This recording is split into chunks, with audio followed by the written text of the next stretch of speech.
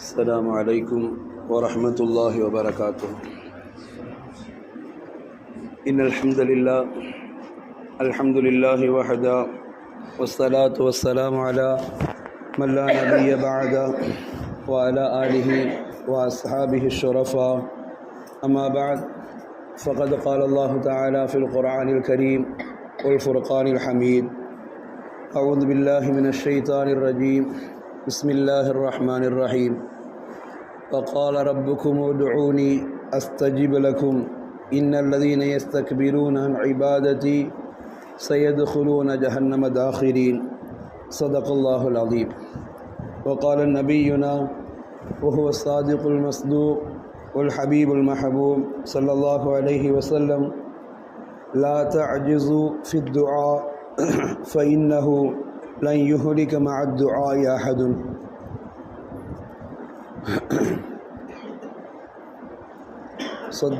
وصدق رسوله النبي الكريم، ونحن على ذلك من الشاهدين والشاكرين، والحمد لله رب العالمين. اللهم صل على أفضل صلاة على أسعد مخلوقاتك سيدنا محمد وآله وصحبه عدد ما ذكره الذاكرون وغفل عن ذكره الغافلون. எல்லா புகழும் புகழ்ச்சியும் அல்லாஹ் ஜல்ல சுப்ஹானஹு வ தஆலா ஒருவனுக்கே உரித்தாகட்டுமாக. சலாத்தும் சலாமும் அருமை நாயகம் முஹம்மதுர் ரசூலுல்லாஹ் ஸல்லல்லாஹு அலைஹி வஸல்லம் அன்னவர்கள் மீதும், அன்னவருடைய வாழ்வை அணுகும் பிசகாமல் பின்பற்றி வாழ்ந்த சத்திய சஹாபாக்கள், தாபியீன்கள், தபஉ தாபியீன்கள், ஷுஹதாக்கள், நாதாக்கள், அக்தாபுகள், அடிமார்கள், நல்லோர்கள், குறிப்பாக இந்த பாக்கிய மிகுந்த நிஸ்ஃபு ஷஅபான் என்கிற ஷஅபானுடைய 15வது இரவில் அல்லாஹ்விடத்தில் நம்முடைய இந்த ஒரு வருடத்தினுடைய எல்லா விதமான நலவுகளையும் ரிசுக்குகளையும் நம்முடைய ஹயாத்தின் பரக்கத்தையும் எல்லா விதமான பலாய் முசீபத்துகளிலிருந்தும் பாதுகாப்பையும் நாடியவர்களாக அமர்ந்திருக்கிற நமக்கும், இதில் நம்பிக்கை இல்லாமல் இருந்து கொண்டிருக்கிற சமுதாய மக்களிடத்திலும் அல்லாஹ் ரப்புல் ஆலமீன் இதனுடைய முழுமையான பாதுகாப்பையும் பாக்கியங்களையும் தந்தார்கள் பாலிப்பானாக. சகி குறித்தானவர்கள், நிஸ்ஃபு ஷஅபான், இந்த ஷஅபானுடைய 15ஆம் இரவு என்று சொல்கிற பொழுது ஹதீஸில் நிறைய சிறப்புகள் உண்டு. நாம் நிறைய கேள்விப்பட்டிருக்கிறோம். அல்லாஹ் பூமியினுடைய முதல் வானத்திற்கு இறங்கி வருகிறான் என்கிற ஒரு அற்புதமான செய்தி. இது எல்லா நாட்களிலும் உண்டு. ஆனால் எல்லா நாட்களிலும் குறிப்பிட்ட சில மணித்துளிகள் மட்டுமே தஹஜ்ஜுத் என்கிற அந்த இரவினுடைய கடைசியினுடைய 3 பகுதியில், இரவின் கடைசி பகுதியில் தஹஜ்ஜுதின் வேளையில் மட்டும் பூமிக்கு இறங்கி வருகிற அல்லாஹ் ரப்புல் ஆலமீன் இறங்கி வருகிறான். அடியார்கள் இன்னும் எது தேவை என்று கேட்கிறான் என்று அல்லாஹ் எதிர்பார்க்கிறான் என்றார் ரசூலுல்லாஹி ஸல்லல்லாஹு அலைஹி வஸல்லம். ஆனால் இந்த நிஸ்ஃபு ஷஅபான் என்கிற இந்த ஷஅபான் 15இல் இரவின் கடைசி பகுதியில் அல்ல, இரவினுடைய ஆரம்ப பகுதியிலேயே பூமிக்கு அல்லாஹ் இறங்கி வருகிறான் என்பது மூமீன்களுக்கு அற்புதமான ஒரு சந்தோஷத்தை தருகிற ஒரு செய்தி. படைத்த ரப்பு அவன் பூமியுடைய முதல் வானத்துக்கு இறங்கி வந்து அல்லாஹ் கேட்கிறான், என்னிடம் யாராவது இப்படி கேட்பதற்கு தயாராக இருக்கிறீர்களா என்று அல்லாஹ் ரப்புல் ஆலமீன் சில கேள்விகளை அவன் முன்வைக்கிறான் என்கிற பொழுது நாம் சொல்லுவோம், இல்லை நாம் தேடியே போனால் கிடைக்காத ஆஃபரு அவனே இப்போ தேடி வந்து தர்றான், ஏன் வேணான்னு சொல்லுவோமே அப்படின்னு நினைக்கிற மாதிரி உண்டான ஒரு இரவு இது அல்லாஹ் ரப்புல் தந்திருப்பது. ஆனால் அந்த சமுதாயத்திற்கு அல்லாஹ் ரப்புல் ஆலமீன் எவ்வளவு நிஅமத்தை செய்திருக்கிறார் என்பதை நாம் உணராமல் வாழ்ந்து கொண்டிருப்பதினால்தான் அல்லாஹ் ரப்புல் ஆலமீன் எல்லா நபிமாரையும் இறக்கி வைத்தான். இறக்கி வைக்கிற போது அல்லாஹ் சொன்னான், உதுஉனி, நீங்கள் என்னிடம் துஆ செய்யுங்கள், அஸ்தஜிபுக்கும், நான் உங்களுக்கு பதில் தருகிறேன் என்று நபிமார்களை பார்த்து அல்லாஹ் சொன்னான் என்று குர்ஆன் சொல்கிறது. நபிமார்களை இறக்கி வச்சு அல்லாஹ் சொன்னான், நீங்கள் என்கிட்ட கேளுங்க, நான் உங்களுக்கு பதில் தர்றேன் அப்படின்னு அல்லாஹ் சொன்னான். தமிழில் நாம் ஒரு வார்த்தை சொல்லுவோமா இல்லையா? எல்லாத்தையும் எல்லாரும் செஞ்சிட முடியுமா அப்படின்னு கேட்போமா இல்லையா? எல்லாமே நமக்கு சாதகமாக அமையணும் அப்படின்ற மாதிரி நடந்தால் முடியுமா அப்படின்னு கேட்போமா இல்லையா? நமக்கு அல்லாஹ் ரப்புல் ஆலமீன் அற்புதமான வாய்ப்பை சொல்லுவோம் இல்லையா? வானம் நமக்கே வசப்படும், பூமி நமக்கு வசப்படும், உலகம் நமக்கு வசப்படும் என்பது வெறும் வார்த்தையால் சொல்லி முடிவதல்ல. எல்லாமும் மோமீன்கள் எல்லோருக்கும் வசப்படும். அப்படி வசப்படுகிற ஒரு அடையாளமாய் அல்லாஹ் ரப்புல் ஆலமீன் இந்த உம்மத்திற்கு தந்திருக்கிற ஒரு அற்புதமான செய்தியாக அல்லாஹ் குர்ஆனில் சொல்லுவான், உதுஊனி, அல்லாஹ் சொல்லுவான், வகால ரப்புக்கும் உதுஊனி, நான் நபிமார்களை பார்த்து சொன்னேன் நீங்கள் என்னிடம் கேளுங்கள். அப்படியானால் உம்மத்துகள் உங்களிடம் வந்து கேட்பார்கள், அவங்களுக்கு என்ன தேவைங்கிறத நீங்கள் என்கிட்ட சொல்லுங்கள், நான் உங்களுக்கு பதில் தந்து அவங்களுக்கு தேவையை நிறைவேற்றி வைப்பேன் என்று சொன்ன அல்லாஹ் ரப்புல் ஆலமீன் இந்த உம்மத்தை வந்து பார்த்து அல்லாஹ் சொன்னா, உதுஊனி, நீங்கள் எல்லோருமே என்கிட்ட கேளுங்க. நீங்கள் நபியிடம் போய் கேட்டு, நபி என்கிட்ட போய் கேட்டு, நான் நபிக்கு பதில் சொல்லி அது உங்களுக்கு வர வேண்டிய அவசியம் இல்லை. உதுஊனி, நீங்கள் எல்லோருமே என்கிட்ட கேளுங்க, நேரடியாக நீங்கள் என்னிடம் கேளுங்கள். அஸ்தஜிப் லக்கும், நான் உங்களுக்கு பதில் தருவதற்கு காத்திருக்கிறேன் என்று அல்லாஹ் ரப்பல் ஆலமீன் சொல்லுகிற அந்த பாக்கியம் இந்த இரவு முழுக்க நடக்குதுங்கிறாங்க ரசூலுல்லாஹ். இந்த இரவு முழுக்க எந்த தொடர்பும் இன்றி அல்லாஹ்விடத்திலே நாம் பேச நினைப்பதற்குண்டான எல்லா விஷயத்தையும் பேசலாங்கிறாங்க. நம்முடைய கவலைகள் குறித்து பேசலாம், நம்முடைய தேவைகள் குறித்து பேசலாம், நம்முடைய பயம் குறித்து பேசலாம், நம்முடைய எதிர்காலத்தினுடைய நிகழ்காலத்தினுடைய தேவைகள் குறித்து பேசலாம், நம்முடைய உள்ளத்தில் என்னென்ன பயங்கள் இருக்கிறதோ எல்லாம் குறித்து பேசலாம், ஆரோக்கியம் குறித்து கேட்கலாம், அல்லாஹ்விடத்தில் ரிஸ்க் குறித்து கேட்கலாம், நம்முடைய குடும்பம் குறித்து கேட்கலாம், நம்முடைய மன்னரை குறித்து கேட்கலாம், நம்முடைய மறுமை வாழ்வை குறித்து கேட்கலாம், என்னென்ன வேண்டுமோ எல்லாவற்றையும் கேளுங்கள் என்பதற்குண்டான அடையாளமாய் இந்த உம்மத்திற்கு அல்லாஹ் தந்திருக்கிற பேரான ஒரு பாக்கியம் துஆ என்கிற ஒரு அற்புதமான அடையாளம். இன்னைக்கு நாம துஆ எப்படி அடையாளப்படுத்தி வச்சிருக்கிறோம்? நிக்காஹுக்கு போனால் நிக்காஹ் முடிஞ்சுதா, துஆ வந்து ஒரு சிக்னல், துஆ ஓதும் போது பந்திக்கு போயிடணும், அடையாளம் அடுத்து வச்சிருக்கிறோம். துஆ இன்னைக்கு ஒரு சிக்னல் மாதிரி. நிக்காஹ் முடிஞ்சா ஈஜாக்கள் நமக்கு என்ன வேலை இருக்குது? துஆ அவங்க யாராவது கேட்டு நம்ம சாப்பாடு பந்தி போய் போயிடும், இடம் போனால் இடம் கிடைக்காது நாம் நினைக்கிறோம். அல்லாஹ் சொல்கிறான், துஆ என்னோடு நீங்கள் பேசுவதற்குண்டான வாய்ப்புங்கிற அல்லாஹ். நாம் துஆவை ஒரு சிக்னலாக பயன்படுத்த நினைக்கிறோம். நீங்கள் பள்ளி திறப்பில் ஏதாவது ஃபங்க்ஷனுக்கு போயிருக்கிறோம், பயான் முடிஞ்சுதா, துஆவும் கேட்டுக்கோ, நம்ம சாப்பாடுக்கு போகலாம். நமக்கு துஆக்கள் என்பது சாப்பாடு மணி அடித்த ஒரு அடையாளம் மாதிரி. துஆ ஓதுனா பந்திக்கு போயிடணும், துஆ ஓதுனா சாப்பாடாக போய் நின்று, இப்படி அடையாளம் வச்சுருக்கிறோம் நாம். ஏன்னா நமக்கு அதனுடைய மகத்துவம் புரியலைங்கிறத ரசூலுல்லாஹ் சொல்கிறாங்க. நமக்கு இந்த உம்மத்துக்கு அந்த துஆவினுடைய மகத்துவம் புரியலை. துஆவை மட்டும் இந்த உம்மத் சரியாக பயன்படுத்தி இருக்குமானால் இந்த உம்மத்தை அழித்து விடுவதற்கு, இந்த உம்மத்தினுடைய தேவைக்காக வேண்டி யாரையும் நாம் நாடி போய் நிற்க தேவையில்லைங்கிறது மார்க்கம். துஆ அவ்வளோ பாக்கியமானது. அதனால தான் அல்லாஹ் ரப்புல் ஆலமீன் மலக்குகள்கிட்ட சில கேள்வி கேட்பான். இன்றைக்கி நம்ம அங்கே உட்கார்ந்துருக்கிறோம், நம்முடைய உள்ளத்தில் என்னென்ன தேவை இருக்குது, என்னென்ன ஆசை இருக்குதுன்னு அல்லாஹ் தெரிஞ்சுப்பானா இல்லையா? ஆரோக்கியம் குறித்து பயத்தோடு உட்கார்ந்துருப்போம், இந்த நோய் இருக்குது, அல்லாஹ் ஷிஃபா தந்துட மாட்டானா? இந்த நாள்லேயே அது இந்த நல்ல நாள்லேயே எனக்கு இந்த கஷ்டத்தை நீக்கிற மாட்டானா? எனக்கு இனிமேலாக வியாபாரத்தை ஒரு பறக்க தந்துட மாட்டானா? இனிமேலாக குடும்பத்தோட சந்தோஷம் தந்துட மாட்டானா? என் பொண்ணுக்கு நல்ல ஒரு வாழ்க்கை அமைஞ்சிடாதா? என் பிள்ளைக்கு நல்ல ஒரு வேலை? எல்லாம் நமக்கு தெரியும். உள்ளத்தோடு நாம் வெளியில் சொல்லாட்டியும் அல்லாஹ் பார்த்துக்கிட்டு இருக்கிறான். ஆனால் அல்லாஹ்வுக்கு ஒரு ஆசை, எப்போவுமே நான் ஆசைப்படுறேங்கிறத நான் வாயை திறந்து அல்லாஹ்ட்ட சொல்லணும். மலக்கு மகள் அல்லாஹ்ட்ட போய் நிற்கிறாங்க. எங்கிருந்து வரீங்க? யா அல்லாஹ், உன்னுடைய பூமியிலிருந்து வருகிறோம். சரி, பூமியில் எங்கிருந்து வரீங்க? உனக்கு பிடித்தமான உடைய இறையிலத்திலிருந்து பள்ளியாசலேருந்து வர்றோம். சரி, பள்ளியில் வர்றீங்களே, வரும்போது அங்கே யாரெல்லாம் பார்த்தீங்க? அல்லாஹ்வுக்கு ஒரு ஆசை. அப்போ அல்லாஹ்ட்ட மலக்கு மாதிரி சொல்லுவாங்க, யா அல்லாஹ், இன்னாருடைய மகன் இன்னார் பள்ளியில் உட்கார்ந்துக்கிறார், இன்னாருடைய மகன் இன்னார் பள்ளியில் உட்கார்ந்துக்கிறார், இன்னாருடைய மகன் இன்னார் பள்ளியில் உட்கார்ந்துக்கிறார். என்ன செய்கிறாங்க? ஒருத்தர் தொழுகிறார், ஒருத்தர் திக்ர் செய்கிறார், ஒருத்தர் துஆ செய்கிறார், ஒருத்தர் அவர் சாட்டு உட்காந்து வேறைய மன கஷ்டத்தை உட்காந்து புலம்பிக்கிட்டு இருக்கிறார். எங்கே இருக்கிறாங்க? எல்லா பள்ளியில் இருக்கிறாங்க. நம்மை அவன் பார்க்காமலா இருக்கிறான். ஆனால் அல்லாஹ் நினைக்கிறான், என்னுடைய அடியார்களை பற்றி என்னிடம் பெருமையாய் பேசுவதற்கு மலக்குமார் வந்து என்கிட்ட சொல்லணும்னு நல்லா ஆசைப்படுறான். அல்லாஹ் ஆசைப்படுறான். என்னை பற்றி இன்னாருடைய மகன் இங்கே பள்ளியில் உட்கார்ந்து இருக்கிறாங்கிறத அவன் பார்த்து கொண்டிருந்த பொழுதும் கூட மலக்குமார்ட்ட கேட்குறான், அல்லாஹ் என்ன செய்கிறாங்க? யா அல்லாஹ், எல்லோரும் அஸ்ருடைய தொழுகையில் நிற்கிறாங்க, நாங்கள் காலை மலக்குகள் இறங்கினார்கள், நாங்கள் மேலே ஏறி வந்துட்டோம். எல்லோரும் ஃபஜ்ர் தொழுகையில் நிற்கிறாங்க, காலையுடைய மலக்குகள் இறங்குனாங்க, நாங்கள் மாலையுடைய மலக்குகள் மேலேறி வந்துட்டோம், எல்லாத்தையும் தொழுகையில் விட்டு வந்திருக்கிறோம். அல்லாஹ் பார்த்துக்கிட்டு இருக்கிறான். அப்படி இருந்தும் மலக்குகள் அல்லாஹ் கேட்குறா, ஏன், என்ன செய்கிறாங்க? அல்லாஹ்விற்கு ஆசை, நமக்கு என்ன தேவை என்பது அவனுக்கு தெரியும். சொல்லுமா இல்லையா? பெற்றவங்க என் பிள்ளை என்கிட்ட பேசுனாலே ரொம்ப யோசிக்கிறான். அவன் ஃப்ரெண்டில் திருவள்ளுவர் மணிக்கணக்காக பேசுகிறான், அவன் தெருவில் கூட படிக்கிற பசங்கள்ட்ட பேசிக்கிட்டு இருக்கிறான், என் பக்கத்து வீட்டுக்காரன்ட்ட பேசுகிறான், என் தம்பிகிட்ட பேசுகிறான், என் அண்ணன்ட்ட பேசுகிறான், பெரியப்பாட்ட போய் உட்காந்து மடியில் உட்காந்து பேசுகிறான், என் சித்தப்பா என் தம்பிகிட்ட உட்காந்து பேசுகிறான். தகப்பன் தானே என்கிட்ட பேச மாட்டேங்கிறானே.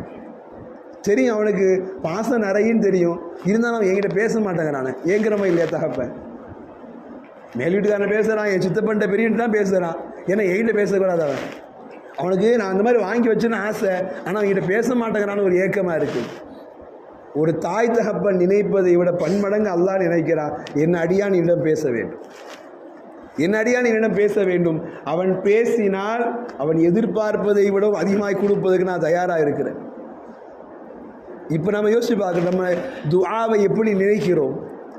துஆ ஜும்மாவில் துஆ ஓதுனா அடையாளம் வெளியே அடுத்த நிமிஷம் வெளியே போய் நிற்கணும்னு அடையாளம் வச்சுருக்கோமா இல்லையா? ஜும்மா துஆ கையை தூக்கினாலும் நம்ம வெளியே போன அடையாளம். ரெண்டாவது துஆ வீட்டுக்கு போய் நிற்கணும்னு அடையாளம் வச்சுருக்கவா இல்லையா? ஆனால் அல்லாஹ் சொல்றா, துஆவில் தான் நீங்கள் என்னோடு அன்போடு இணைகிறீர்கள், துஆவில் தான் என்னோடு நெருக்கமாகிறீர்கள், துஆவில் தான் நீங்களும் நானும் பரஸ்பரம் கலந்து கொள்ள முடிகிறது. ஆனால் தான் சில விஷயங்களுக்கு அல்லாஹ் எந்த ஷர்த்தும் போட்டது கிடையாது, எந்த கண்டிஷனும் கிடையாது. தொழுகைக்கு வரணுமா, உடை சுத்தமாக இருக்கணும், இடம் சுத்தமாக இருக்கணும், ஒது செஞ்சு சுத்தமாக இருக்கணும், உள்ளத்தை சுத்தப்படுத்தணும், அல்லான்னு சொல்லி நீயத்தை கொண்டு நம்ம அல்லாஹ்வை நேர்முகப்படுத்த எல்லாம் இருக்குது. ஆனால் அல்லாஹ் சொல்கிறான், துஆவுக்கு எந்த ஷர்த்தும் கிடையாது. நீ நினச்சியா முட்டுக்கால் போட்டு உட்காந்து உடனே கையை தூக்கி என்கிட்ட கேட்க ஆரம்பிச்சு. ஏன்னா நீ நினைக்கிற இடத்துல உன்னுடைய அன்புக்கு ஏற்ற மாதிரி நான் ஓடி வருகிற பொழுது உனக்கு கண்டிஷன் போட்டேன்னா அங்கே அன்பு இருக்காது. அப்படின்னு சொல்லுவேன் இல்லையா? பெற்றோரை பார்க்க வர்றதுக்கு ஏதாவது பைசா தண்டுவான அன்பு இருக்குமா?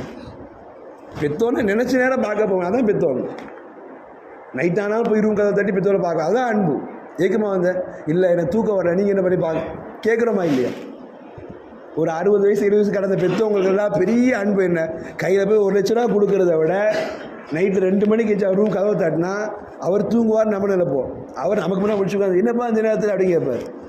அவருக்கு தூக்கம் வராது, என் பிள்ளை என்னை தேடி வந்துட்டானே. அவரை சிந்தனை எப்படி இருக்கும்? என் பிள்ளை என்னை தேடி இந்த நேரத்தில் வந்து நிற்கிறானே, என் உடம்புக்கு எதுவும் ஆயிடுச்சுன்னு பயப்படுறானே. எவ்வளோ பெரிய அன்பு! அவர்கிட்ட போய் நம்ம காசை கொடுக்க தேவையில்லை. 1 மணிக்கு அவர் ரூம் கதவை திறந்து ஒரு எட்டி பார்த்துட்டா அவர் சந்தோஷப்படுறார். நான் தூங்கிட்டு தான் முழிச்சிருக்கான்னு என் பிள்ளை என்னை பற்றி எவ்வளோ யோசிக்கிறேன். அல்லாஹ் சொல்கிறான், இதே மாதிரி தான் நீ நினைக்கிற பொழுது என்னை தொட வேண்டுமானால் துஆவுக்கு ஷர்த்தே கிடையாது. நினைக்கிற பொழுதெல்லாம் என்னை கூப்பிடு, நான் வருவதற்கு தயாராக இருக்கிறேன், பதில் தருவதற்கு தயாராக இருக்கிறேன். அங்கே போய் கண்டிஷன் வச்சுக்கிட்டு நீ ஒரு 10 ரூபா சதகா செஞ்சு என்னை கூப்பிடுன்னு சொன்னால் அங்கே அன்பு நிற்காது. அங்கே போய் கண்டிஷன் வச்சுட்டு 2 காசு சைதா செஞ்சுட்டு வந்து என்னை கூப்பிடுன்னா அன்பு நிற்காது. நீ தேவைப்படுகிற பொழுதெல்லாம் என்னை கூப்பிடு, கூப்பிட்ட குரலுக்கெல்லாம் ஓடி வருவதற்கு தான் நான் இருக்கிறேன் என்று அல்லாஹ் ரப்புல் ஆலமீன் சொல்லித் தருகிற அற்புதமான துஆவினுடைய பாக்கியம் இந்த உம்மத்து உணரல்ல. ஆனால் அல்லாஹ் கேட்குறான், அந்த இரவுல இறங்கி வந்து அல்லாஹ் கேட்குறான், அலா மின் முஸ்தகஃபிரின். அல்லாஹ் முதல் கேள்வியை தான் கேட்குறான், உங்களுக்கு வாழ்க்கையில் ரொம்ப பெரிய நெருடல், நான் இவ்வளோ பெரிய பாவம் செஞ்சுட்டேனே, நான் இவ்வளோ பெரிய கஷ்டம் கொடுத்துட்டேனே, நான் பிறருக்கு கஷ்டம் கொடுக்காம இருந்துட்டேனே அப்படின்னு வாழ்க்கையில் நெருடனாக இருக்குன்னு நினைக்கிறீங்களா? அலாமின் முஸ்தகஃபிரின், யாரெல்லாம் பாவ மன்னிப்பு தேடுவதற்காக இருக்கிறீர்களோ நீங்கள் ஓடி வாருங்கள், நான் மன்னிப்பதற்கு தயாராக இருக்கிறேன் என்பது அல்லாஹுடைய அறிவு. அப்போ எதை கொண்டு சாத்தியமாகுது? நாம் ஓதுகிற யாசீனுக்கு பின்னால் துஆ எவ்வளோ முக்கியமானது, நாம் தொழுகிற தொழுகைக்கு பின்னால் துஆ எவ்வளோ முக்கியமானது. ஒரு ஜும்மா அல்லாஹ்விடத்தில் துஆ அங்கீகரிக்கப்படுகிற ஒரு நேரம். ஆனால் ஜும்மாவுக்கு சலாம் கொடுத்தா போதும், வெளியில் நின்னா போதும் நினைக்கிற நம்முடைய பலகீனம்தான், நம்முடைய பலகீனங்கள் தான் நம்மை அல்லாஹுடைய நெருக்கத்திலிருந்து நம்மை தூரமாக்கி வைத்திருக்கிற ஒரு அடையாளம். அல்லாஹ் கேட்குறான், பாவ மன்னிப்பு தேடுறவங்க இருக்கிறீங்களா, என்னை தேடி ஓடி வாருங்கள், நான் மன்னிப்பதற்கு தயாராக இருக்கிறேன். அப்படின்னா என்ன அர்த்தம்? இன்னைக்கு எல்லோரும் பாவ மன்னிப்பு தேடி இருக்கிறோம், ஆனால் கையை தூக்கி கேட்பதற்கு நாம் வெட்கப்படுகிற நேரத்தில் இன்னும் பல பேர் அப்படி தான் நினைக்கிறாங்க. எங்களோட பழகிறவங்களாம் அந்த மாதிரி கோஷ்டிங்க, நான் கையை தூக்க நான் ஒரு மாதிரி பார்ப்பேன்.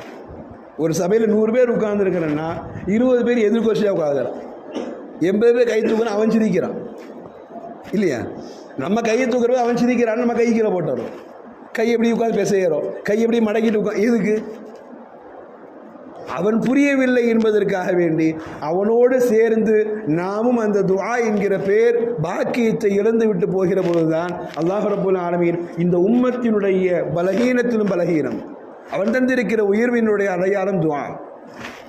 ரசூலுல்லாஹ் அவராத கேட்டாங்க சஹாபாக்கள்கிட்ட, யார் ரொம்ப முடியாதவன் தெரியுமான்னு கேட்டாங்க. யார் ரொம்ப முடியாதவன் தெரியுமா? சஹாபாக்கள் ஆச்சரியத்தை நான் யாரை சொல்வது, யார் முடியாதவன்? பொருளாதாரத்தை எடுத்துகிட்டு பணம் இல்லைன்னா ரொம்ப முடியாதவன் சொல்லுவோம். இல்லை உடம்புல ரொம்ப பலகீனமானவன், ஆரோக்கியம் கூட்டி அவன் பலகீனமானவன் சொல்லுவோம். ரசூலுல்லாஹ் சொன்னாங்க அவன்லாம் பலகீனமான கிடையாது. ரசூலுல்லாஹ்வுடைய வார்த்தை உலகத்திற்கு சிந்தனையை தந்த ரசூலுல்லாஹ் சொன்னாங்க அவன் பலகீனமானவன் கிடையாது. லா துஅஜிஸு ஃபித் துஆ, நீங்கள் எப்பொழுதெல்லாம் துஆ கேட்பதற்கு நீங்கள் சோம்பல் அடைகிறீர்களோ அவன்தான் உண்மையான பலகீனவாதி. நாங்கள் ரசூல் நம்ம அப்படி தான் நினைக்கிறோம். தொழுதுட்டு அடுத்த வேலையை பார்த்து போயிட்டே இருக்கும். என்ன துஆ கேட்க போகிறோம், என்ன துஆ கேட்டு என்ன செய்ய போகிறோம், எனக்கு எல்லாம் இருக்குது அவன் நினச்சிக்கிறோம். லா துஅஜிஸு ஃபித் துஆ, ரசூலுல்லாஹ் சொன்னாங்க துஆ கேட்பதில் யார் சோம்பேறி அடைகிறானோ அவன்தான் ரொம்ப பலகீனமானவன். என கிடைக்கிற வாய்ப்புகளை எல்லாம் இழந்து விட்டவன், அல்லாஹ்வுடைய நெருக்கத்துடைய வாய்ப்பை எல்லாம் இழந்து விட்டவன். சொன்னாங்க ரசூலுல்லாஹ் ஃபஇன்னஹு லன் யுஹ்லிக மஅத் துஆஇ அஹதுன், துஆ கேட்டு அழிஞ்சதா ஒருத்தன் சரித்திரத்திலே கிடையாது. நாங்கள் ரசூலுல்லாஹ் சுப்ஹானல்லாஹ் எவ்வளோ பெரிய வார்த்தை. ஃபஇன்னஹு லன் யுஹ்லிக மஅத் துஆஇ அஹதுன், துஆவோடு துஆ கேட்டு ஒத்த அழிஞ்சு போனதா வாழ்க்கையில் சரித்திரமே கிடையாது. அப்புறம் என்ன அர்த்தம்? துஆ கேட்காமலேயே நம்ம சொல்லுவோம் இல்லையா, என் குடும்பத்தில் எனக்கு வியாபாரம் திடீர்னு நஷ்டம் வந்துருச்சு, நாம துஆ கேட்கறது இல்லை. என் குடும்பத்தில் திடீர்னு பிரச்சனை வந்துருச்சு, நாம கேட்டதில்லை. எனக்கு திடீர்னு நோய் வந்துருச்சு, நாம கேட்டதில்லை. யா அல்லாஹ் என்னை கடைசி வரைக்கும் ஆரோக்கியத்தோடு பாதுகாத்து வை என்று நாம கேட்க மறந்துட்டோம். பலகீனம் வந்த பிறகு தான் துஆ கேட்க நினைக்கிறோம். வியாபாரத்தில் அடி விழுந்த பிறகு தான் துஆ கேட்க நினைக்கிறோம். குடும்பத்தில் பிரச்சனை வந்த பிறகு தான் துஆ கேட்க நினைக்கிறோம். மனைவி பிள்ளைகளுக்கு உடம்பு சரியில்லை நினைச்சு தான் துஆ கேட்க நினைக்கிறோம். ரசூலுல்லாஹ்வுடைய வார்த்தை ஃபஇன்னஹு லன் யுஹ்லிக மஅத் துஆஇ அஹதுன், துஆவை கேட்டு ஒருத்த உலகத்தை அழிஞ்சு போனால் சரித்திரமே கிடையாது. ரசூல் அப்போ எவ்வளோ பெரிய வாய்ப்புகள் இன்றைக்கி சமூகம் தவற விட்டு இருக்கிற பெரும் பாக்கியத்திற்குண்டான அடையாளம். துஆவை நாம் ஒரு சிக்னலாக மாற்றி வச்சுக்கிட்டோம். துஆவை நாம் ஒரு பொழுதுபோக்காக மாற்றி வச்சுக்கிட்டோம். இன்னைக்கு ஏதாச்சும் லேட்டாதா கொஞ்சம் சேர்த்து துஆ கேளுங்க, சாப்பாடு லேட்டாகுதா கொஞ்சம் சேர்த்து துஆ கேளுங்க. ஏதோ அவங்க நேரப்போக்கு நடத்தணும்னு நினைக்கிறோமே தவிர்த்து துஆ என்பது நமக்கும் ரப்புக்குமான நேரடியான தொடர்பு என்பதை இந்த சமூகம் உணர மறுத்திருக்கிறது. துஆ கேட்பா அங்கே வந்து பேசிக்கிட்டு இருப்பார் இல்லையா? துஆ கேட்பா தனியாக பேசிக்கிட்டு இருப்பா. என்ன அர்த்தம்? எனக்கு தேவையில்லை, இதெல்லாம் தேவையில்லாதது. அப்போ நாம் செய்கிற, நாம் மதிக்குகிற அந்த துஆவிற்கு கொடுக்கிற மதிப்பினால் நாம் உள்ளே இருக்கிற 100 பேரில் வெளியே இருக்கிற ஒரு 30 பேர்னா அவர்கள் மூலமாய் நம்முடைய சிந்தனையும் தடுமாற்றம் ஏற்படுகிறது, நம்முடைய துஆக்களிலும் குழப்பம் ஏற்படுகிறது, நம்முடைய துஆக்களிலும் தடுமாற்றங்கள் ஏற்படுதுன்னா நமக்குள்ளே இருந்து செய்பவர்களுடைய விளையாட்டுத்தனங்கள் துஆ என்கிற பெரும் ஒரு பாக்கியத்தின் சமுதாயத்தை தூரமாக்கும். இமாம் சுட்டி காட்டுவாங்க, துஆ கேட்கலன்னா 2 பேரில் ஒத்தனா இருக்கும். துஆ கேட்கலன்னா 2 பேரில் ஒத்தனா இருக்கும். முதல் ஆள் இமாம் சுட்டி காட்டுவாங்க, நான் ரொம்ப கேட்டுட்டேங்க, வாழ்க்கையில் ரொம்ப அடிபட்டுட்டாங்க, அவங்க கூட என்னை புரிஞ்சுக்கல அப்படின்னு சொல்கிற ஒரு ஆள். சொல்லுமா இல்லையா? யார்?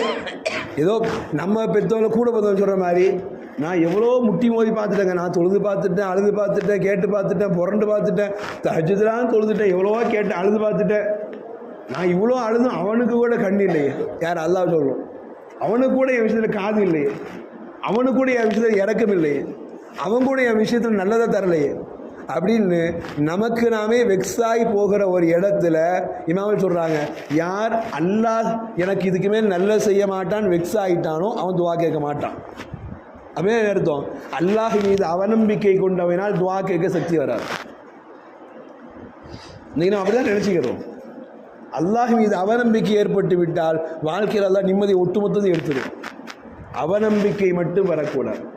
எவ்வளவு விழுந்தாலும் என் ரப்பு என்னை பாதுகாப்பான் என்கிற நம்பிக்கை இருக்கிற இடங்களில் நம்மை அறியாமல் கையை தூக்குவோம், நம்ம அறியாமல் அல்லாஹ்ட்ட போய் நிற்போம். ஏன்னா நம்ம மனுஷங்க தானே.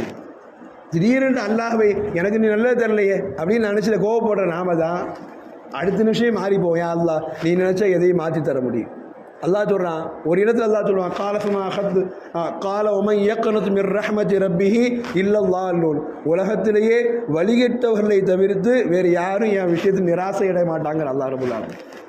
அப்போ சொல்கிறாங்க, துஆ 2 பேர் தான் கேட்க மாட்டான். ஒருத்தன் நான் கேட்டுட்டேன், அவங்க கூட எனக்கு இரக்கம் காட்டல அப்படின்னு அல்லாஹுவை இவனாகவே ஒதுக்கி விட்டு போகிற ஒருத்தன், இவன் துஆ கேட்க மாட்டான்.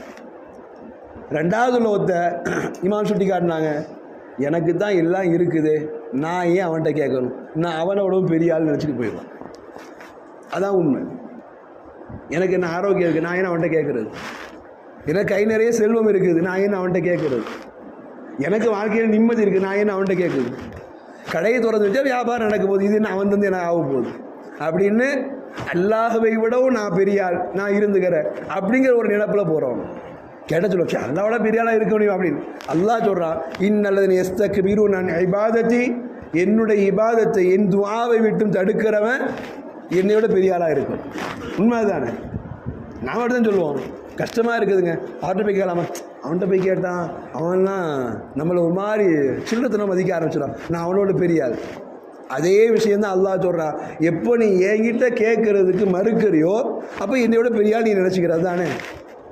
நான் கொடுத்த செல்வத்தை நீ யோசிக்கல, நான் கொடுத்த ஆரோக்கியத்தை நீ யோசிக்கல, நான் கொடுத்த சந்தோஷத்தை நீ யோசிக்கல, நான் கொடுத்த பரக்கத்தை நீ யோசிக்கல, எல்லாமே நமக்கு இருக்குன்னு நினச்சிதான் நினச்சி போகிற.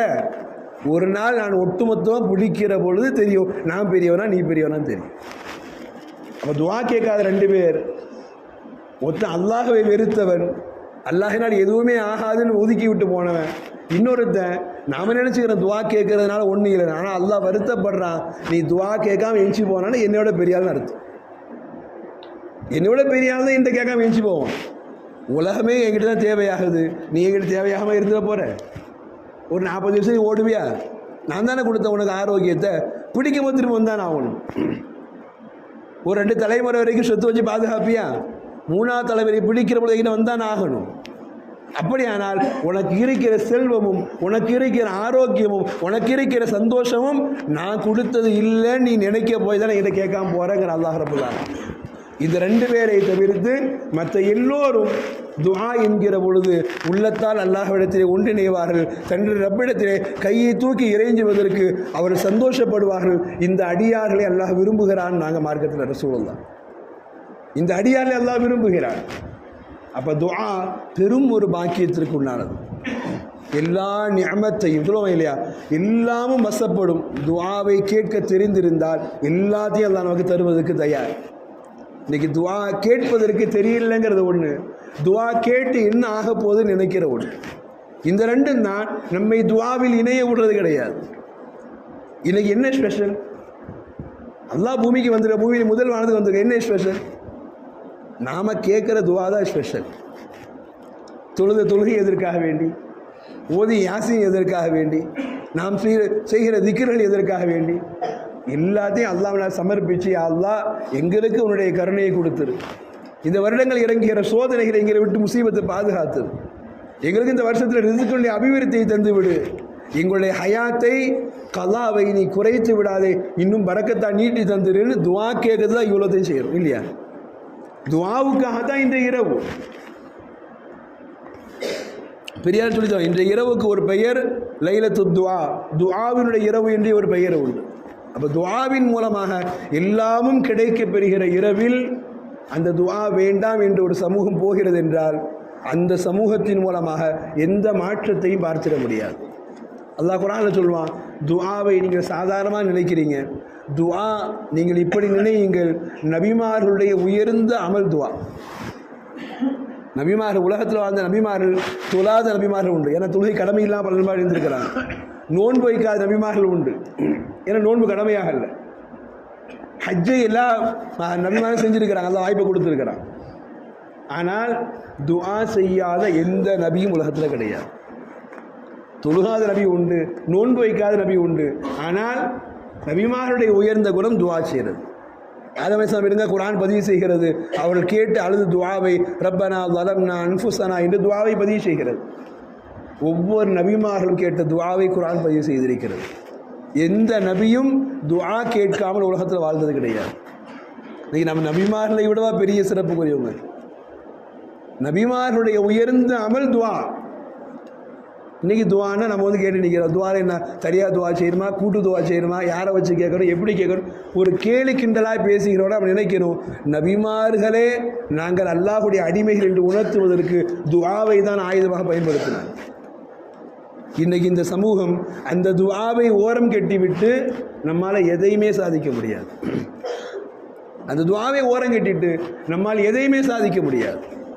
நாம் கேட்கிற ரிஸ்கினுடைய பரக்கத்தாகட்டும், ஹயாத்தினுடைய பரக்கத்தாகட்டும், நம்முடைய வாழ்வினுடைய முசீபத்தை விலகுவதாகட்டும், எல்லாமும் துஆவினால் சாத்தியமாகும். எல்லாம் துஆவினால் சாத்தியமாகும். ரசூலுல்லாஹ் ஒரு வார்த்தையை சொன்னாங்க, ரொம்ப அற்புதமாக யோசிக்க வேண்டிய வார்த்தை. ரசூலுல்லாஹ் சொன்னாங்க, அல்லாஹ் வானத்திலிருந்து ஒரு முசீபத்தை அல்லாஹ் இறக்குகிறான். இந்த மனிதனுடைய குடும்பத்தில் இந்த முசீபத் இந்த வருடம் விழ வேண்டும் என்று அல்லாஹ் முசீபத்தை இறக்குறான்னாங்க. அப்படி முசீபத் இறங்குகிற பொழுது திடீரென்று அவனை அறியாமல் அல்லாஹ்ட்ட திடீரென்று கையை தூக்குறான். யா அல்லாஹ், என் வாழ்க்கையை பாதுகாத்துரு, என் குடும்பத்தை பாதுகாத்துரு, என் மனைவி பிள்ளைகளை பாதுகாத்துருன்னு துவா செய்கிறான். என்ன நடக்கும்? இப்போ அல்லாஹ் முடிவு செய்யறான் முசீபத்தை இறங்கணும்னு. முசீபத்தை எல்லாம் இறக்கி வைக்கிறான். ரசூலுல்லாஹ் சொன்ன வார்த்தை, முசீபத்தை எல்லாம் இறக்கி வைக்கிறான். இவன் அன்னைக்கு பார்க்க திடீரென்று துளவம் இல்லையா, ஏன்னா ஆச்சரியம் சுபுகதி நிற்கிற அப்படின்னு கேட்பமா இல்லையா? அல்லாஹ் எழுப்பி விடுறான். நம்ம நினச்சிக்கிறோம் தூக்கம் வர எஞ்சி வந்துட்டோம், இன்றைக்கி பிறந்த நாள் எஞ்சி வந்துட்டோம், கல்யாண நாள் எஞ்சி வந்துட்டோம், என் பிள்ளைக்கு பிறந்த நாள் எஞ்சி வந்துட்டோம், என் பேத்திக்கு போகிறேன் அப்படின்னு நாம் நினைக்கிறோம். ஆச்சரியமாக சுபுக்கு வந்தவர் திடீரென்று அவர் துவா செய்கிறார், யா அல்லாஹ் என் வாழ்க்கையில் பரக்கத்தை கொடுத்துரு, முசீபத்தை நீக்கிறேன்னு துவா செய்கிறார். அல்லாஹ் இன்றைக்கி சோதனை இறக்குன்னு முடிவு பண்ணியிருக்கிறான். இவர் அன்றைக்கி பார்க்க ஆச்சரியமாக அல்லாஹ் கொடுத்த நீயத்தில் வந்து தொழுது துவா செஞ்சுட்டார். என்ன ஆகும்? ரசூலுல்லாஹ் அற்புதமான சிந்தனை சொன்னாங்க, முசீபத் வானத்திலிருந்து இறங்கி கொண்டே வருகிறது, பூமியை நோக்கி இவரை நோக்கி வருகிறது. இவர் செய்த துஆ இது வானத்தை நோக்கி உயர்ந்து கொண்டே போகிறது. இது வானத்தை நோக்கி உயர்ந்து கொண்டே போகிறது. சோதனை இறங்குது. இன்னைக்கு இவன் வீட்டில் இப்படி ஒரு கஷ்டம் வரணும், இவன் வீட்டில் இப்படி ஒரு சண்டை வரணும், இவன் வீட்டில் இப்படி ஒரு கஷ்டங்கள் ஏற்படணும், சோதனை இறங்கி வருது. இவர் துஆ செய்கிறார், துஆ ஏறி போகுது. ரசூலுல்லாஹ் சொன்னாங்க, ரெண்டும் நடுவானில் சந்திச்சுக்குது. நாங்கள் ரசூலுல்லாஹ் எது துஆவும் முசீபத்தும் நடுவானில் சந்திச்சுக்குது. சந்திக்கிற பொழுது ரசூலுல்லாஹ் சொல்கிறாங்க, முசீபத் சொல்கிறது என்ன பூமிக்கு இறங்க விடுன்னு சொல்லுது. ஏன்னா அல்லாஹ் அனுப்பி வச்ச ஆள் நான் பூமிக்கு இறங்கி ஆகணும். துஆ சொல்கிறது, நான் அல்லாஹ் சந்திக்க போகிறவன் என்னை மேலே போகணும்னு சொல்லுது. எவ்வளோ அற்புதமான ஒரு சிந்தனை. இன்னைக்கு நம்ம துஆக்கள் அப்படி நினச்சிருக்கிறோம். முசீபத் அல்லாஹ் இறக்கி விடுறான், துஆ சொல்லுது. அவன் இன்றைக்கி தான் துஆ கேட்டுக்கிறான், என் குடும்பத்தை கஷ்டத்தையும் பாதுகாத்துரு, என் பொண்டாட்டி பிள்ளைகளை பாதுகாத்துரு, நிம்மதியை தான் கேட்டிருக்கிறான். இப்போ நான் அல்லாட்ட போய் இதை ஒப்படைக்கணுமா இல்லையா? நீ போய் அதுக்குள்ளே விழுந்துட்டா என்ன ஆகுறது? ஆனால் நீ போவாத, நான் முதல்ல மேலே போகிறேன். அது சொல்லுது, நான் கீழே போன பிறகு நீ மேலே போ. நீ கீழே போயிட்டு தான் அழிஞ்சு போயிடுவேன், அப்புறம் மேலே போய் என்ன போகிறது? நீ போவார். ரெண்டும் நடுவ ரசூலுல்லாஹ் வைன்னஹா லயதஆல ஜானி, ரெண்டும் நடுவான சண்டை போடுது. நாங்கள் ரசூலுல்லாஹ் அல்லாஹ் அக்பர். இவ்வளோ பெரிய பாக்கியம் துஆ. யோசிச்சிருப்போமா? நாம் நினைக்கிறோம் துஆவை எப்படியோ கேட்குறோம், யாருக்கோ கேட்குறோம். நாம் மனமார்ந்து உள்ளத்தில் உருகி, யா அல்லாஹ் என் பிள்ளையுடைய ஆரோக்கியத்தை பாதுகாத்து விடு, எங்களுடைய ஈமானை பாதுகாத்து விடு, என் பிள்ளைக்கு உண்டான தேவைகளை நீ நிறைவேற்றித்தாய் என்று நாம் கேட்கிற ஒவ்வொரு வார்த்தையும் இங்கே இருக்கிறவங்க கேட்குறாங்களோ இல்லையோ, சுற்றி இருக்கிற மலக்குகள் கேட்கிறார்கள். அந்த வார்த்தையை உயர்த்தி கொண்டே போகிறார். ரசூலுல்லாஹ் ஜானி, ரெண்டும் சண்டை பிடிக்குது. நாங்கள் எது வரைக்கும் தெரியுமா ரசூலுல்லாஹ் சொன்ன வார்த்தை? எது வரைக்கும்? இலா யௌமுல் கியாமா, கியாமத்து வரைக்கும் ரெண்டும் நடுவால் சண்டை போட்டின்னு நிற்கும். இவன் மூத்தா போய் சேர்ந்துருவான். இவர் கேட்டது 40, இவர் வயசு 65, 25 வயசு வாழ்ந்து போய் சேர்ந்துருவார். ஆனால் இவர் கேட்ட துஆ குடும்பத்தில் முசீபத்தை விடாமல் நடுவானில் நின்று முசீபத்தும் இதுவும் சண்டை போட நிற்குது. துஆவும் முசீபத்து. உன்னை எப்படி நான் இறங்க விடுவேன், நீ இறங்காது. உன்னை எப்படி ஏற விடுவேன், நீ ஏறாது. துஆவும் முசீபத்தும் சண்டை பிடிக்கிறது. அடியாருடைய வாழ்வில் நிம்மதி கிடைக்குது. நாங்கள் சொல்லுவோம், எவ்வளோ பெரிய பாக்கியம் துஆ. நீங்கள் அந்த துஆவை தவற விட்டதுனால அதை நம்ம யோசிக்கிறோமா இல்லையா? என் பிள்ளையை சொன்னேன், ஒரு 5 நிமிஷம் கழிச்சு லேட்டாக போகும் சொன்னேன், திடீர்னு போனது அடிபட்டுட்டான். நமக்கு அதுலேருந்து துஆவுடைய சிந்தனை வர்றதில்லை தானே? நம்ம துஆ செய்கிறோமா? நம்முடைய துஆக்களுக்கு உண்டான பாக்கியங்களை நம்ம உணர்கிறோமா? எங்கே இருந்தாலும் அல்லாஹ்வுடைய பாதுகாப்பில் இரு அப்படிங்கிற ஒரு வார்த்தை அவனுடைய வாழ்க்கைக்கு ஆரம்பங்களுக்கே பாதுகாப்பு. வெளியே அனுப்புகிற பொழுது நம்முடைய துஆக்கள் இல்லை அல்லவா? துஆக்கள் நடுவானில் நின்று முசீபத்தை தடுத்து கொண்டு நிற்குது. நாங்கள் ரசூலுல்லாஹ் இலா யௌமுல் கியாமா, கியாமத்து வரைக்கும் துஆவும் முசீபத்தும் நடுவானில் சண்டை பிடிக்கிறது. என்ன அர்த்தம்? முசீபத்தை துஆ கீழே இறங்க விடுறது இல்லைன்னு நாங்கள் ரசூலுல்லாஹ். அப்போ துஆ அங்கீகரிக்கப்பட போய் தான் இவர் நிம்மதியாக இருக்கிறார். முசீபத்து கீழே வந்தால் தான் நிகழும். முசீபத்தை கீழே வர விடாமையே அங்கேயே தாங்கி பிடிக்குது. நாங்கள் ரசூலுல்லாஹ். துஆவினுடைய பாக்கியம் இந்த உம்மத் அதை உணர்றதில்லை. நாங்கள் ரசூலுல்லாஹ் துஆவினுடைய பாக்கியத்தை இந்த உம்மத் உணர்ந்து இருந்தால் ஒவ்வொரு வேலைக்கு பின்னாலும் துஆ கேட்க ஆரம்பிச்சிருக்கும்.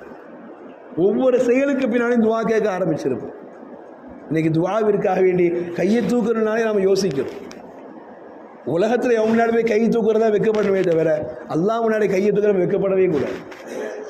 உலகத்தில் அவனோட கேட்கறதுக்கு உண்டான சூழல் அது வேறு. அல்லாஹ்விடம் கேட்கிற பொழுது நமக்கு இப்படி ஒரு சிந்தனை வர வேண்டும், நீ தராம நான் இல்லை. உலகத்தில் யார்கிட்ட கேட்குறோம், கேட்கிற பொழுது அவன் 10 லட்சம் அள்ளி கொடுத்தாலும் செலவழிஞ்சு போயிடும். 40 வயதில் வாழ்கிறோம், நாம் துவா கேட்கிற பொழுது இந்த 40 வயசு வரைக்கும் நீ நினச்சிருந்தா மூச்சை எப்போவோ பிடிச்சிருக்கலாம், நீ கொடுத்த பிச்சையாக தான் இருக்கிற அப்படின்னு நினச்சா இது இபாதத். அல்லாஹ் எவ்வளோ பெரிய அர்த்தம். 40ல் நீ எப்போ நினச்சிருந்தா என்னைய எந்த சூழ்நிலையே பிடிச்சிருக்க முடியும், ஒரு மூச்சு தான். இந்த நிமிஷம் வரைக்கும் நீ மூச்சில் வச்சிருக்கிறன்னா நீ போட்ட பிச்சை, இந்த பிச்சைக்கு பின்னாடி கேட்கறது நான் ஏன் தயங்க போகிறேன் என்று நினைத்தால் அது இபாதத். நீங்கள் அந்த சிந்தனை வர்றதில்லை. துவா கையை தூக்குற உடனே என்ன கேட்கணும்னு தெரியாமல் தடுமாறுறோம். அடுத்தவனை பார்த்து சாப்பிட கற்றுக்கிறோம், அடுத்தவனை பார்த்து அழகாக ஆடை போட கற்றுக்கிறோம். ஆனால் எத்தனை வக்து தொழுகைக்கு வந்தாலும் துவா கேட்குறது எப்படின்னு தெரிய மாட்டேங்குது சமுதாயத்துக்கு, இல்லையா? எத்தனை பேர் மனதார எனக்கு துவா கேட்பதனுடைய முறை தெரியும் என்று சொல்வதற்கு நாம் எத்தனை பேர் தயாராக இருக்கும்? துவானா ஏதோ கையை தூக்குறோம் அப்படின்னு நினைக்கிறோமே தவிர்த்து, உமரல்லாஹ் சொல்லுவாங்க, எனக்கு துவா கேட்கிற பொழுது உமரல்லாஹ்வுடைய வார்த்தை அல்லாஹு அக்பர், எவ்வளோ பேர் ஈமானுடைய தர்ஜாவில் உயர்ந்த அந்த சஹாபாக்கள் சொல்கிற வார்த்தை நம் வாழ்க்கைக்கு பாடம். உமரல்லாஹ் சொல்கிற வார்த்தை, எனக்கு துவா கேட்கிற பொழுதெல்லாம் வருகிற ஒரே சிந்தனை இதுதான், துவாவுக்கு பதில் கிடைக்குமா இல்லைங்கிற பற்றிலாம் கவலை கிடையாது. துவாவுக்கு பதில் கிடைக்குமா இல்லைங்கிற பற்றிலாம் கவலை கிடையாது. துவா சரியாய் போய் சேருகிறதா என்பது மட்டும்தான் என் கவலை. துவா சரியாக போய் சேருதாங்கிறது மட்டும்தான் என் கவலை. விஷயம் புரியுதா? புரியல. துவா ஏற்றுக்கொள்ளப்படுதா இல்லையாங்கிறது என் கவலை இல்லை. விஷயம் நான் துவாவை கரெக்டாக போய் கேட்கறனா இல்லையாங்கிறதா என் கவலை. என்ன அர்த்தம்? ஒரு அம்பையை போகிறான் ஒருத்தன், வேடன் அம்பை எய்கிற பொழுது அவனுடைய சிந்தனை முழுக்க எப்படி இருக்கும்? எரிஞ்சால் கரெக்டாக லாபம் வரணும் அப்படிங்கிறத விட நான் குறி தவறாமல் எரியணுங்கிறது அவன் சிந்தனை இருக்குது. அதுதானே உண்மை. நான் குறி தவறாமல் கரெக்டாக அடிக்கணும் அப்படிங்கிற சிந்தனை. உமர்தான் சொல்கிறாங்க, துவா ஏற்றுக்கொள்ளப்பட்ட பதில் 2வது பிரச்சனை. முதல் பிரச்சனை, கேட்குற என்கிட்ட என்ன உறுதி இருக்குது? நான் ஒரு வேடன் போன்று சரியான ஒரு எனக்கு இது வேணும், இந்த அன்னைக்கு வேணும், இந்த சமயத்தில் வேணும், எனக்கு இந்த நிகழ்ச்சி நடந்தாகணும் அப்படின்னு கேட்கணும்னா கேட்குறனா எவ்வளவு தூரம் ஆழத்தோடு கேட்கணும் அப்படிங்கிறத உணர்த்தி காட்டணும். துவா கேட்கிறோம் இல்லையா? துவா கேட்கிறோம், கண்ணீரின்றி துவா கேட்கிறோம். துவா கேட்கிறோம், சிந்தனையின்றி துவா கேட்கிறோம். துவா கேட்கிறோம், அல்லாஹ்வை கேட்டுக்கொண்டே வேற யாரையோ நினைக்கிறோம். எல்லாம் என் கஷ்டத்தை போக்கு, கடனை போக்கு, என் பிள்ளைக்கு ஆரோக்கியத்துக்குன்னு கேட்குறோம். கேட்கும் போதெல்லாம் டாக்டர் கரெக்டாக ஊசி போட்டிருப்பானா, இவன் கரெக்டாக பைசா எடுத்து வச்சுருப்பானா, கேட்குறது அல்லாட்ட, சிந்தனை முழுக்க வேற எங்கேயும். உமரல்லாஹ் சொன்னாங்க, எரிகிற நான் சரியாக எரிந்தால் எனக்கு பதில் கரெக்டாக இருக்கும். எரிகிற என்னிடம் குறை இருக்கிற பொழுது நான் எப்படி பதிலை எதிர்பார்க்க முடியும்? இன்னைக்கு உம்மத்துக்கு அதுதான் தேவை. துவா கேட்குறோம் தான். இமாம் கேட்குறார், ரப்பனா ஆத்தினா ஃபித் துன்யா, ஆமீன் ஆமீன். அந்த ஆமீனுக்கு பின்னால், யா அல்லாஹ் இந்த செயல் எனக்கு சரியாய் நடக்க வேண்டும் என்று நினைக்கிற எண்ணம், அல்லாஹ்வை உள்ளத்தில் கொண்டு வந்து சேர்க்கிற அந்த உறுதி இந்த சமூகத்தில் தவறிவிட்டதினால்தான் எத்துணை பராத்தை அடைந்திருப்போம். ஆனால் என்ன சொல்கிறோம், பராத்து வந்தால் கஷ்டம் போகிறாங்க, கஷ்டம் குறையிலையே. கஷ்டம் குறையிற அளவுக்கு நான் நடக்கலையே நாம் யோசிக்க மாட்டோம். எத்தனை பராத்துக்கு வந்திருக்கிறோம், எத்தனை எழுத்து கதையை அடைந்திருக்கிறோம், எத்தனை திக்ர் மஜ்லிஸில் கலந்திருக்கிறோம், எத்தனை துவாவை பயன்படுத்தி இருக்கிறோம். என்ன அர்த்தம்? என் கஷ்டம் குறையில்லை, எனக்கு இன்னும் சிரமம் போகலை, இன்னும் குடும்பத்தில் ஒரே பிரச்சனையாக இருக்குது. நடப்பதெல்லாம் சரி, என் உள்ளம் அவனை நோக்கி சரியாய் போயிருக்கிறதா என்று யோசிக்க தவறிவிட்ட இடத்துல உமரல்லாஹ் சொன்னாங்க, எரிகிற வேடன் நான் சரியாக இருந்தால் கிடைக்கிற பலன் கரெக்டாக இருக்கும். ஏங்கிட்ட பலம் குறைந்து போனால், சிந்தனை தவறி போனால் வருகிற பலனும் குறைவாகத்தான் இருக்கும். இன்னைக்கு அதுதான் நமக்கு பதில். ஆரோக்கியத்தை கேட்டு அல்லாட்ட அமர்ந்து இருக்கிற நமக்கு கண்மூடி ஒரு நிமிஷம் யோசிக்கணும், என் ஆரோக்கியத்தில் என்னென்ன குறை இருக்கிறது. இத்தனை நாள் இல்லாது திடீரென்று காலேஜ் ஒரு மாதிரி தலை சுற்றுது, இத்தனை மாதம் இல்லாது திடீர்னு ஒரு மாதமாக எஞ்சா கால்லாம் ஒரு மாதிரி கால்லாம் இழுக்குது, சொல்கிறோமா இல்லையா? இத்தனை நாள் இல்லாது திடீர்னு வெயில போனால் ஒரு மாதிரி வயிறுலாம் படப்படா நிற்குது. எது தேவை என்பதை முதல்ல நாம் யோசித்து வைக்கணும். எனக்கு எது தேவை இருக்குது அப்படிங்கிறத முதல்ல நாம் யோசித்து வைக்கணும். அது யோசிக்காம ஆரோக்கியத்தை கூட நான் என்ன ஆரோக்கியம் எல்லாம் கேட்குறானே இல்லை, என்ன ஆரோக்கியம் வேணும்? இதுவெல்லாம் பிரச்சனை. டாக்டர்கிட்ட போய் உட்காந்துட்டு எனக்கு ஊசி போட்டுருங்க சரியாகும், ஊசி போட்டு சரியாகணும், எதுக்குடா ஊசி போட்டு கேட்பானே இல்லையா? அல்லாஹ் நினைக்கிறான் உன்னை பற்றி எனக்கு எல்லாம் தெரியும், கேட்குற நீ என்கிட்ட முறையாக கேளு. அல்லாஹ் எனக்கு இந்த மாதிரி பிரச்சனை இருக்குது, இது எதனால் வந்துச்சுன்னு தெரியல, என்னுடைய பாவத்தினால் இருக்கலாம், அல்லது நீ கொடுத்த சோதனையால் இருக்கலாம், அல்லது என்னுடைய கவனமின்மையால் இருக்கலாம் யா அல்லாஹ். ஆனால் எனக்கு நம்பிக்கை உண்டு, உன்னை என்று வேறு யாராலும் எனக்கு ஷிஃபாவை தர முடியாது என்கிற அந்த உறுதியும் அல்லாஹ்வை நோக்கி நாம் வைக்கிற அந்த வேண்டுதலும் சரியாக போய் சேரும். அது சரியில்லைன்னா நம்ம எத்தனை பராத்தை அடைஞ்சாலும், எத்தனை லைலத்துல் கத்ரை அடைந்தாலும், எத்தனை தொழுகை தொழுதாலும், எத்தனை ஜும்மா தொழுதாலும் கேட்கிற துஆக்களில் நாம் குறி இழந்த வேடனை போன்றுதான். உமர்லாம் சொல்லுவாங்க, குறி இழந்த வேடனை மாதிரி. குறி இழந்துட்டு நானும் எத்தனையோ அம்பு விட்டுட்டேங்க, ஒரு நேரம் கூட இறைச்சி வரலன்னு சொன்னால், ஒரு நேரம் கூட கரெக்டாக எனக்கு பலன் கிடைக்கலன்னு சொன்னால், குறியை சரியாக வைத்து விடு, பலன் நிச்சயம் உண்டுங்கிறான். குறிய சரியாவை பலன் நிச்சயம் உண்டு. ஆனால் தான் அல்லாஹ் கேட்குறான், அலாமி முஸ்தகஃபிரின், யாரா பாவம் மன்னிப்பு தேடுறவங்க உண்டா? என் பாவத்தை மன்னித்து விடு என்று கேட்பதற்கு முன்னால் என் சிந்தனைக்கு வருகிற பாவம், இறைவா போன மாதம் இந்த பாவம் செஞ்சிருக்கிறேன், இறைவா பெரிய பாவங்கள் போன வருஷம் இந்த பாவத்தை செஞ்சிருக்கிறேன், நான் இதற்கு முன்னால் மதுவுக்கு அடிமையாக இருந்திருக்கிறேன், இதற்கு முன்னால் வட்டி என்கிற பாவத்தை விழுந்திருக்கிறேன், இதற்கு முன்னால் என் தாய் தந்தையை கஷ்டப்படுத்தி இருக்கிறேன், இதற்கு முன்னால் என் மனைவி பிள்ளைகளை கெட்ட வார்த்தையினால் பேசி இருக்கிறேன், இதற்கு முன்னால் பழகியவர்களுக்கு துரோகம் கொடுத்திருக்கிறேன், என் உடன் பிறந்தவனை மன்னிக்காமல் இருந்திருக்கிறேன். பாவத்தை எல்லாம் முதல்ல அடுக்குங்க அல்லாஹ். பாவத்தை அடுக்கு முதல்ல. பாவத்தை அடுக்கினால்தான் கேட்குகிற பொழுது இன்னென்ன பாவத்தையா மன்னிச்சரியா அல்லாஹ் சேர்க்கிற சிந்தனை. வெறும் பாவத்தை பண்ணி கேட்டுக்கிட்டே இருக்க வேண்டியதுதான். என்ன பாவங்கள் என்பது சிந்தனைக்கு வந்தால்தான் அந்த பாவத்தினுடைய ஆழம், அந்த பாவத்தினுடைய அழுத்தம் நம் உள்ளத்தில் போய் நிற்கும். சொல்லுமா இல்லையா? ரொம்ப நல்லா நெருங்கி பழகிட்டவன்ட்ட திடீர்னு முகம் கடிஞ்சு பேசிட்டோம், இருந்தாலும் நான் என்னதான் அப்படி பேசியிருக்கக்கூடாது. ஏன்? பேசுனதுடைய வழி உள்ளத்தில் இருந்தாதான் அவனை பார்க்குற அடுத்த உடனே தெரியாமல் பேசுகிறோம் அனுப்பிச்சிருப்பா அப்படி கேட்க வரும் இல்லையா? வெறுமனையா 10 11 நான் போயிட்டு போகிறான் அப்படின்னு நினச்சா என்றைக்கும் மன்னிப்பு கேட்க மாட்டேன். அது மாதிரி தான் அல்லாஹ் சொல்கிறான், பேசிய வார்த்தைகள், நடந்து கொண்ட விதங்கள், யாருக்கு துரோகம் இழைத்தோம் என்பது சிந்தனைக்கு வராமல்லாம் போகாது. ஒரு 100 செஞ்ச இடத்துல ஒரு 20 ஞாபகம் வரும் இல்லையா? ஒரு 100 பாவங்களில் 20 ஞாபகத்துக்கு வரும். அந்த 20 முதல்ல ஞாபகத்துக்கு கொண்டு வா. அந்த 20ஐ கொண்டு வந்து இறைவா இப்படியெல்லாம் பாவம் செஞ்சிருக்கிற மன்னிச்சரியா அல்லாஹ், இப்படியெல்லாம் பிறருக்கு நான் கஷ்டம் கொடுத்திருக்கிறேன் மன்னித்து விடியா அல்லாஹ், என் பெற்றோரை நோயிலைப்படுத்திருக்கிறேன் மன்னித்து விடியா அல்லாஹ், உன் கடமையில் குறை வைத்திருக்கிறேன் மன்னித்து விடியா அல்லாஹ், இவைகளை மன்னித்ததற்குண்டான அடையாளமாய் எனக்கு ஆரோக்கியத்தை தாயா அல்லாஹ், என் குடும்பத்தில் நிம்மதியை தாயா அல்லாஹ், என் பிள்ளைகளுடைய ஆரோக்கியத்தை பாதுகாத்தாயா அல்லாஹ், என் பிள்ளைகளுடைய எதிர்காலத்தை அழகாக்கி தாயா அல்லாஹ் என்று நாம் ஒரு தட்டை பேலன்ஸ் பண்ணிக்கிட்டே வந்தோம்னா அடுத்த தட்டு தானாக உயர்ந்துகிட்டே போகும். பாவங்களை மைனஸ் பண்ணிக்கிட்டே வந்தோம்னா நாம் கேட்க வேண்டிய பலன்கள் ஏறிக்கிட்டே போகும். நமக்கு பாவத்தை மைனஸ் பண்ணவும் தெரியல, எதை கேட்க வர்றனும் தெரியல.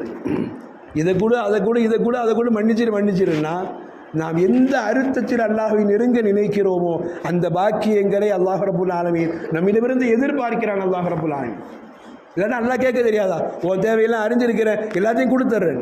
அலாமி முஸ்தகஃபிரின், பாவ மன்னிப்பு தேடுபவர்கள் உண்டா? என்னிடம் கேளுங்கள், நான் மன்னிப்பை தருகிறேன். அலா முஸ்தர்ஸகுன், யாருக்காவது உணவினுடைய கஷ்டங்கள் இருக்கிறதா? என்னிடம் கேளுங்கள், நான் தருகிறேன்.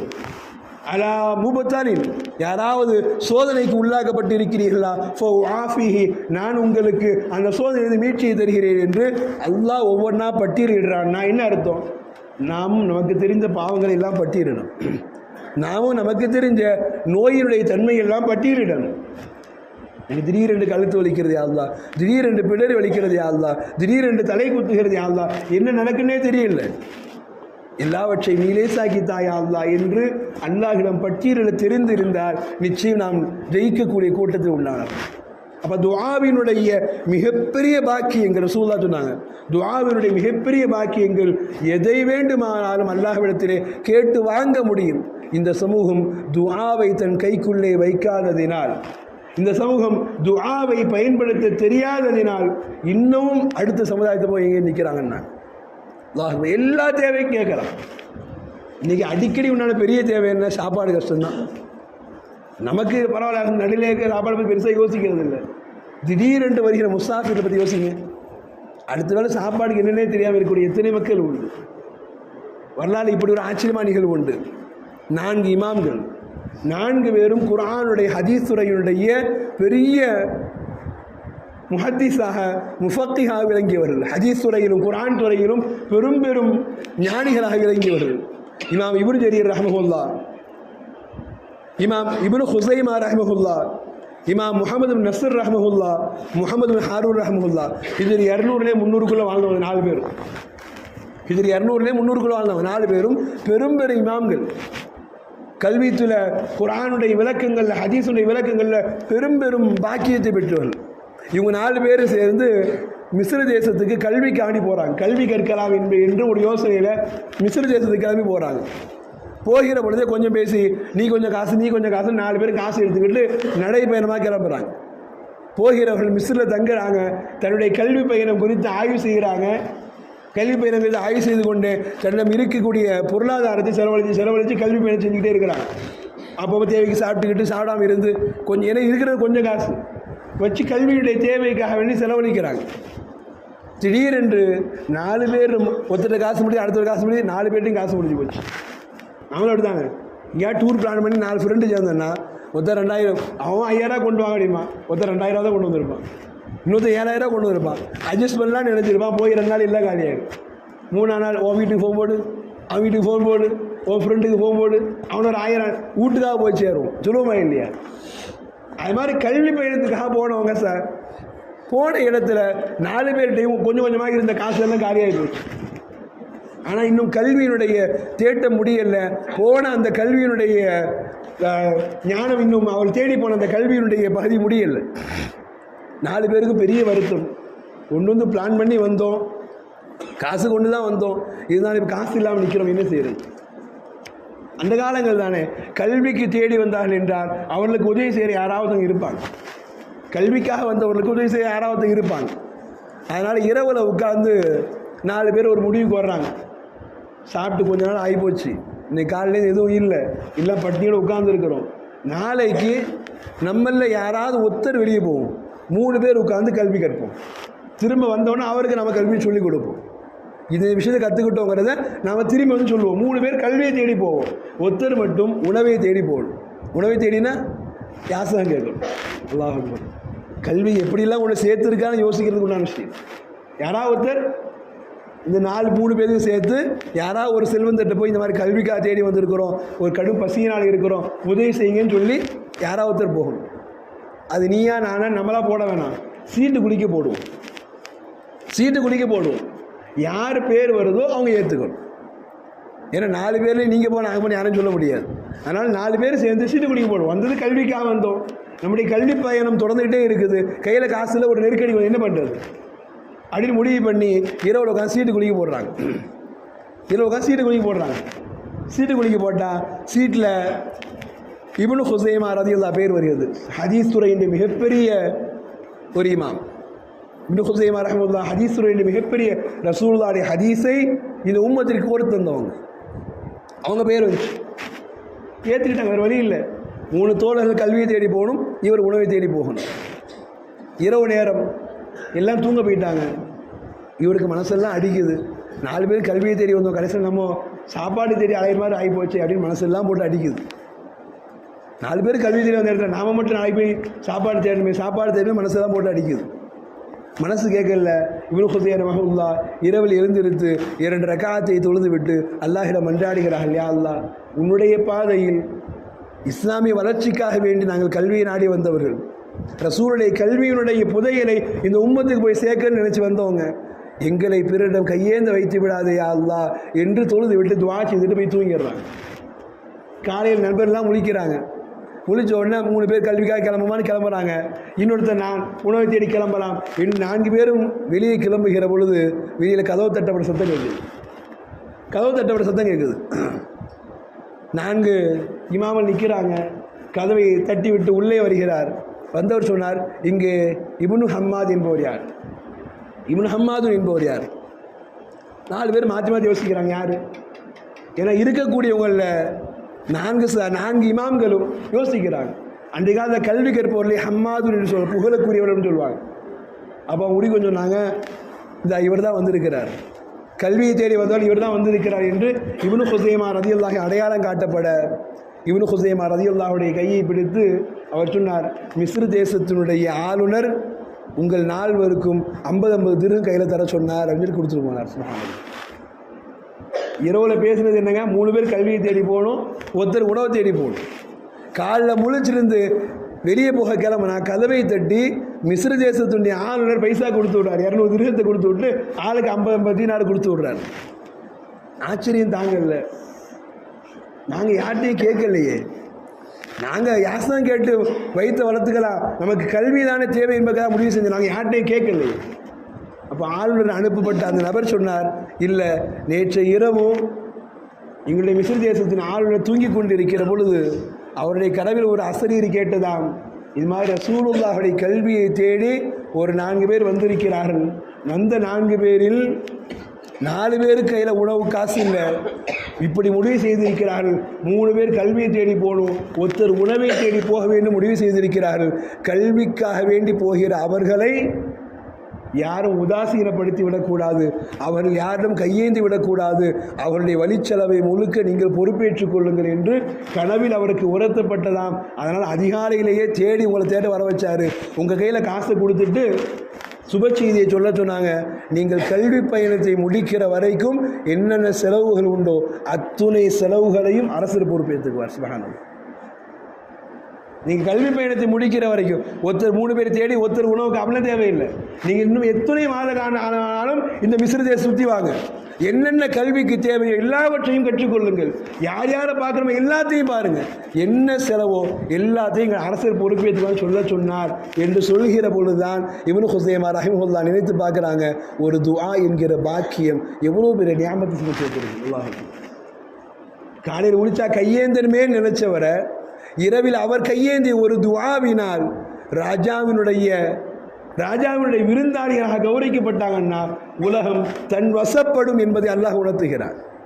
முகம் தெரியாத யாரோ ஒருவரை கொண்டு இன்னொருவருடைய தேவை அல்லாஹ் நிறைவேற்ற முடியும் என்கிற பொழுது உலகம் முழுக்க வசப்படும். நமக்கு என்ன தேவை என்பதை ரப்பு அறிந்திருக்கிறான்.